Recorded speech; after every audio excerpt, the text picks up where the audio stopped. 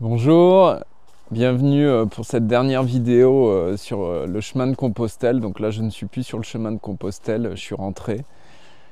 Et je voulais faire une conclusion des 3 derniers jours. J'ai pas eu le temps de faire une vidéo sur le chemin et puis de poser un petit peu le chemin, le cheminement, qu'est-ce que Compostelle m'a apporté, le voyage à vélo, ma conclusion sur l'ensemble du voyage.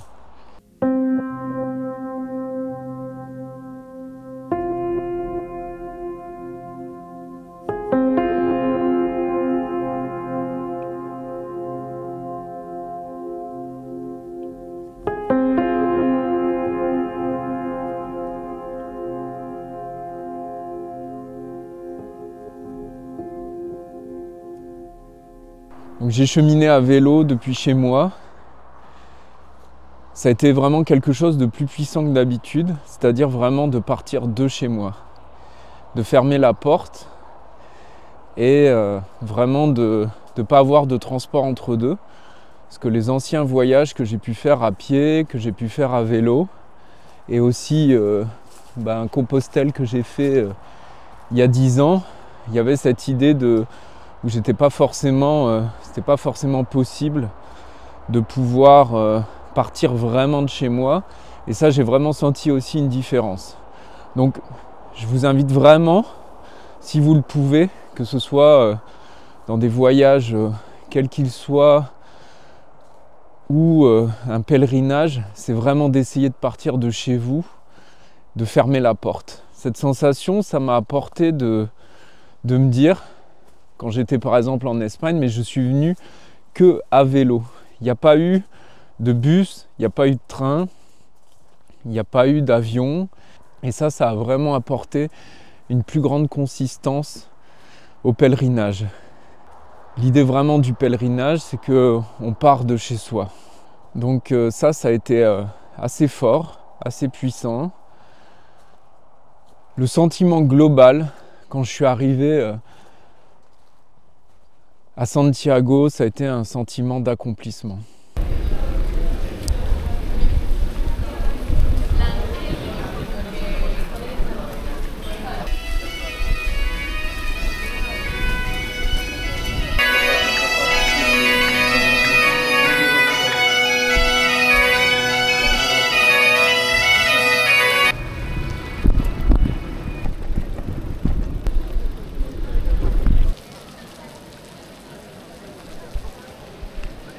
Ça y est, c'est fait. Accomplissement. Le sentiment d'accomplissement, ça c'était propre. Le fait de m'être fixé, d'avoir été pris par l'appel de ce voyage, d'y poser une intention et après, ça s'est transformé en objectif qui était vraiment celui dans un certain laps de temps, de pouvoir réussir ce chemin, ces kilomètres, tout en étant aussi dans un défi d'essayer de faire un maximum de vidéos. Et ça a été quelque chose d'assez parlant, d'assez profond pour moi. J'avais senti au départ que si j'avais fait ça que pour moi personnellement, sans cette idée vidéo, c'était trop peu et qu'en même temps, j'étais là aussi pour cheminer. C'était pas une notion de travail, mais c'était cette idée aussi de la naissance de V-Exploration, où en fait je relate mon exploration, mon voyage, mon cheminement. Donc au total, j'ai parcouru en 22 jours un bon 1400 km en vélo avec 3 jours de pause. Et j'ai vraiment apprécié le vélo, mais il y a eu aussi des difficultés. Donc la différence à pied et à vélo, elle est notable. C'est vraiment quelque chose de différent. Moi, je me suis aussi lancé dans cette aventure à vélo parce que je l'avais fait auparavant déjà à pied, une fois complète. Et puis aussi j'avais fait il y a à peu près 7 ans une bonne partie en Espagne. Mon conseil, si vous le pouvez, c'est vraiment, je pense, un pèlerinage qui est destiné plutôt aux pèlerins à pied. Donc je trouve que si vous devez le faire une fois, qu'une seule fois, moi je dirais que le fait de le faire à pied, de manière pédestre, je pense qu'il y a vraiment l'essence du chemin. Il y a l'essence de la rencontre, l'essence de cheminer avec du monde, de pouvoir parler, échanger. C'est un périple à pied, je dirais, plus communautaire, qui à mon niveau, en vélo, c'était plus solitaire. Mais ça a eu aussi beaucoup d'avantages. J'étais plus avec moi-même, j'avais moins cette interaction avec les pèlerins. Et ça, c'était vraiment, je dirais, un besoin, je pense, pour mon pèlerinage. Donc, je dirais que quelle que soit la forme que cela prend, eh bien, il y a une justesse. Si à un moment, le vélo vous appelle, eh bien, c'est certainement qu'il y a une justesse de le faire à vélo. Si, au contraire, c'est plutôt à pied, je pense qu'il y a aussi cette même justesse. Alors, ce qui a été difficile à vélo, c'était de choisir le bon chemin. J'ai rencontré quelques autres cyclistes également. Et en fait, beaucoup choisissaient de prendre davantage la route. Donc en prenant exclusivement la route, pour moi, on passait aussi à côté du chemin. Et c'est ce qui s'est passé plutôt en France. En France, sur la partie du GR, donc quand j'ai rejoint notamment Moissac jusqu'à Saint-Jean-Pied-de-Port, ça a été assez difficile de suivre le GR parce que la plupart des chemins étaient trop étroits, c'était trop accidenté pour passer à vélo et je pense que même à VTT, ça devait être compliqué. Donc moi je suivais un guide. Le même guide, en fait, il y avait deux parties sur la partie française, sur la partie espagnole. Globalement, ça m'a bien guidé, mais avec quand même des failles dans le guide. Donc je ne recommanderais pas forcément le guide que j'ai suivi, parce qu'il y a eu vraiment des grosses erreurs qui ont coûté notamment un gros voilage de roue, où à un moment on m'a dit, voilà, je suivais une trace GPS, et c'était un long chemin en sous-bois tranquille, alors que c'était des pierres, c'était impossible de passer en VTT. Enfin, ça a été très compliqué de m'engager dans ce chemin.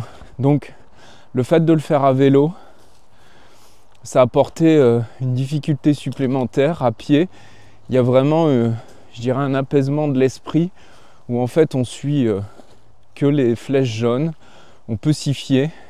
C'est fait pour les piétons, pour les marcheurs, pour les randonneurs, pour pèlerins à pied.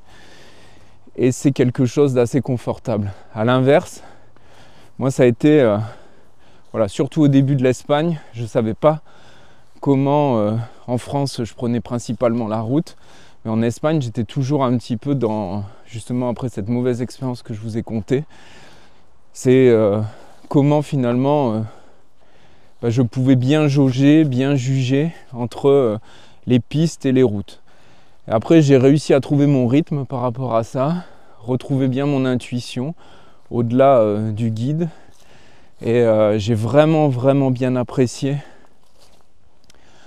ce chemin en Espagne qui a été où les chemins étaient plus larges, il y avait beaucoup de gravier.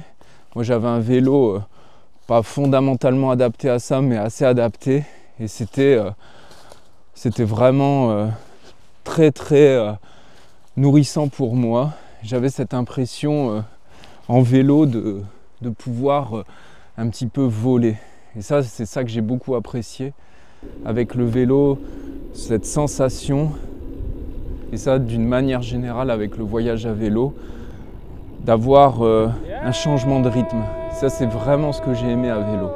C'est-à-dire qu'à pied en général, On peut changer de rythme, marcher plus ou moins vite, mais souvent, bien c'est un petit peu compliqué, c'est un petit peu difficile de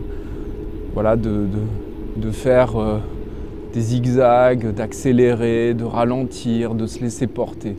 Et à vélo, j'ai vraiment eu cette sensation, ce sentiment de grande liberté quand ça roulait bien, parce que il y avait aussi cette notion un petit peu de pilotage, éviter les pierres. Il y avait vraiment dans ce cheminement à vélo une sensation de tracer ma propre route, ma propre trace. Je pense qu'il y a beaucoup moins cette sensation, je l'ai beaucoup moins vécu à pied. Donc ça, je trouve que c'est vraiment le gros avantage à vélo. Ensuite, à vélo, il y a vraiment cette difficulté des montées, physiquement parlant. Heureusement que je m'étais un petit peu entraîné. En plus, là, je vis dans l'Hérault, donc c'est assez montagneux. C'est très demandant, surtout avec des bagages. Moi, j'avais une vingtaine de kilos en Espagne, j'avais 6 kilos de plus, donc j'avais un petit 30 kilos de bagages avec la tente quand j'étais en France, parce que j'avais aussi l'ordinateur, j'avais la caméra, j'avais pas mal de matériel. Et c'était vraiment demandant au niveau des montées. Donc, si vous le faites à vélo, préparez-vous bien. Chose qu'à pied, je trouve qu'il y a moins cette préparation, mais plus par contre à pied, il y a cette usure. À pied, il y a cette usure, je pense, du sac à dos, le fait de le porter, des cloques, des frottements au niveau des pieds. Donc je pense que ça, c'est beaucoup plus demandant. Alors qu'à vélo, moi je fais toujours très attention de ne pas porter sur le dos, de mettre un maximum sur les porte-bagages, de jamais rien avoir, même une poche d'eau dans le dos. Je trouve que c'est vraiment plus confortable. Donc après, faut faire attention au niveau des genoux, un petit peu des tendinites à vélo. Mais j'ai trouvé que c'était beaucoup moins, je dirais, brutal et violent pour le corps que si on a justement un sac à dos qui est assez lourd. Donc vraiment, si vous faites Compostelle à pied, essayez de vous alléger au maximum, de ne pas dépasser, je dirais, sans l'eau, 6 kg pour avoir un maximum peut-être de 8 kg sur le dos quand vous êtes à pied, vraiment le maximum. Ça fait quelques jours que je suis rentré et ce que m'a apporté principalement ce chemin, c'est un retour avec moi-même, c'est une connexion corps-esprit et vraiment une grande nourriture. Je sens que ça peut être vite perdu. En rentrant, je suis rentré en bus. C'était assez long, donc on peut être vite déconnecté, vite revenir à sa réalité. Mais le fait d'avoir cheminé un bon 3 semaines, il y a quelque chose qui s'imprègne. Il y a quelque chose qui s'imprègne et je vous conseille vraiment, si vous faites ce pèlerinage, d'essayer de le faire dans la durée. Parce que beaucoup le segmentent et je comprends parce que surtout ceux qui commencent en France n'ont pas l'occasion en fait forcément de faire la totalité d'un coup, mais vraiment essayer de cheminer un maximum de jours et de pouvoir le faire en une fois. C'est ce qui s'était passé il y a 10 ans, on avait fait 1500 km à pied pendant 2 mois. Essayez de vous dégager un maximum de temps, ou de prendre le chemin, ça contredit ce que j'ai dit, d'essayer de partir de chez soi, mais de partir de Saint-Jean-Pied-de-Port, peut-être un petit peu plus avancé en Espagne, si vous pouvez vous dégager que 3 semaines, parce que 3 semaines ça peut être court depuis Saint-Jean-Pied-de-Port, même c'est court. Mais vraiment je préconise d'avoir un temps suffisant d'introspection, un temps suffisant de se relier à l'ensemble de la nature qu'on traverse, des villages, de l'énergie des personnes. Et il y a eu aussi un gros changement, j'étais assez choqué de ça, c'est sur la fin, donc en fait on délivre la Compostela à pied au bout de 100 km, donc la Compostela c'est ce diplôme qu'on a suite au tampon de la crédentiale. Et en fait, il y a énormément de monde en fait, sur les 100 derniers kilomètres. Je l'avais déjà vécu il y a 10 ans, mais j'ai trouvé que là, c'était encore plus flagrant. Avant les 100 km, les auberges n'étaient pas du tout pleines. Et après, ça a été vraiment... Donc là, on était début septembre, il y avait vraiment beaucoup de monde. Et ça m'a vraiment interrogé, interpellé. Alors, en vélo, c'est les 200 derniers kilomètres. Les Espagnols, notamment, peuvent avoir justement la Compostela pour trouver du travail. Enfin, ça va être valorisé, le fait d'avoir fait le chemin de Santiago, d'avoir fait Compostelle. Mais quel est le sens, en fait, de la destination et du cheminement? Ça m'a évoqué toutes les infrastructures qu'on a construites pour aller au sommet d'une montagne, en prenant un téléphérique, en prenant des voies assez faciles. Et je pense que vraiment la saveur, il faut être attentif à la saveur et que pour moi c'est incomparable de faire les 100 derniers kilomètres comme voilà, je peux comprendre, et puis ça peut être quelque chose d'intéressant, partir quelques jours, faire les derniers kilomètres de Santiago, de Compostelle, mais je pense que vraiment le sens du pèlerinage, le sens du cheminement, il est ailleurs. Et que y a vraiment cette idée un petit peu de résultat, de consommation, d'avoir un papier. Et ça, je trouve que c'est un peu dommage. C'est un peu dommage que les personnes, je pense à un grand nombre de personnes qui font ces derniers kilomètres, passent à côté de l'essence, de cette... du dépassement un petit peu de soi, d'aller chercher ses ressources, d'avoir cette durée, d'avoir ces rencontres au fil du chemin, au fil de la route. Et c'est quelque chose qui me semble a besoin vraiment de s'inscrire dans l'ancrage terrestre, céleste. J'ai vraiment eu aussi des soirées assez fortes là dans certains donativos, spécialement un, où il y a vraiment eu, je dirais, une belle communion entre les pèlerins. Il y avait beaucoup d'amour, beaucoup de lumière dans cette soirée.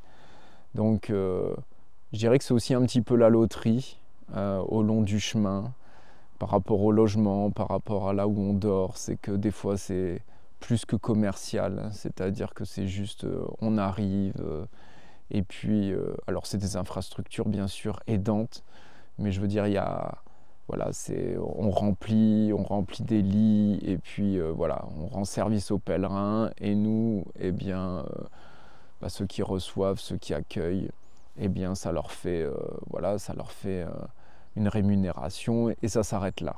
Donc commercial dans un sens, voilà, c'est demande-offre qui est juste respectée. Je dirais qu'il y a un autre palier où il y a cette demande et cette offre, mais il y a un accueil. Il y a un accueil qui est plus conséquent. On essaye vraiment de soutenir, d'avoir une ressource, d'avoir un échange entre les pèlerins et entre ceux qui accueillent. Ça a été le cas assez souvent pour moi. Et après, plus rarement, mais je dirais de manière plus exceptionnelle, là, il y a vraiment cette idée de communion et de partager cette connexion pour moi. Je reviens à cette première vidéo que j'ai faite de spiritualité sans frontières, où bien sûr que de base c'est un chemin chrétien, un pèlerinage chrétien, mais où ces limites pour moi s'évaporent. Même je me souviens d'un moment assez fort avec un prêtre. Là j'avais été à une cérémonie donc dans une église, une messe, et puis il y avait une bénédiction de pèlerins, et je sentais vraiment une transcendance bien au-delà de la chrétienté. Et c'était assez fort, pour moi c'était vraiment nourrissant. Il y a eu vraiment des moments et des passages de reliance pour moi, de reliance avec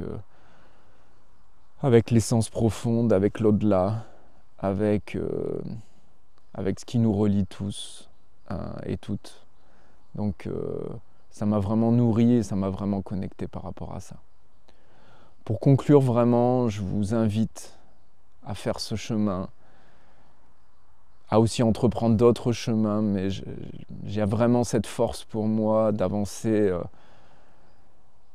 dans une direction, un certain moment, à pied, à vélo, de nourriture et on se redécouvre soi-même et je pense qu'on épure beaucoup de choses et c'est quelque chose dont on a vraiment besoin.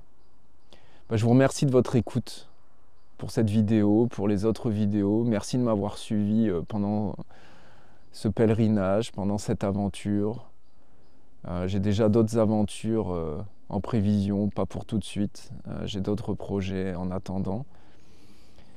En tout cas, merci de votre écoute et puis la chaîne reste bien entendu ouverte à la suite, à l'inspiration, à la conscience et je dirais à la reliance.